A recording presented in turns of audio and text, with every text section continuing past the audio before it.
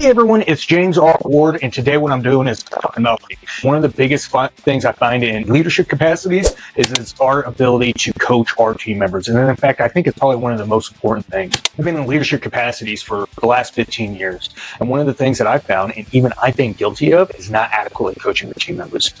I can really make this simple as possible by breaking it down into 4 easy steps. Now that's coaching to the specific behavior that we would like, checking for understanding, gaining the commitment that they're going to do it, and then following up on their follow-through. And when we outline it like this, we can make sure that we're adequately coaching our team to do better, right?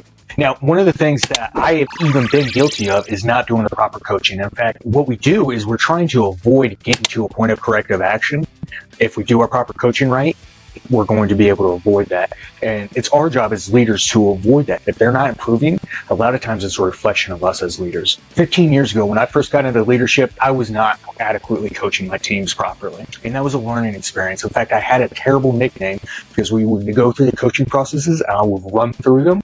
And then I would immediately start implementing corrective action to the point of termination. And I even had a terrible nickname from one of my colleagues called Terminator Jim. At the time, we laughed it off and, oh, he's the Nazi. He's going to go through and he's going to cut you. And really what it was an immature leader not adequately coaching his team. And as I've matured and I've gotten better, I've been able to reflect and realize that, hey, if they're not performing the way we need to, it's a reflection of us as leaders.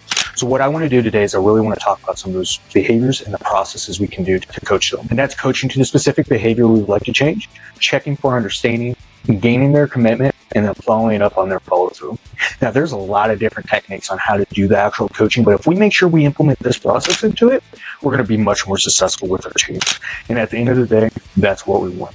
The cost to bring somebody on, onboard them, train them, and get them up to speed so they're starting to produce for you is so much. And if we're bringing people in and we're a revolving door, we're going to have a huge loss on our hands.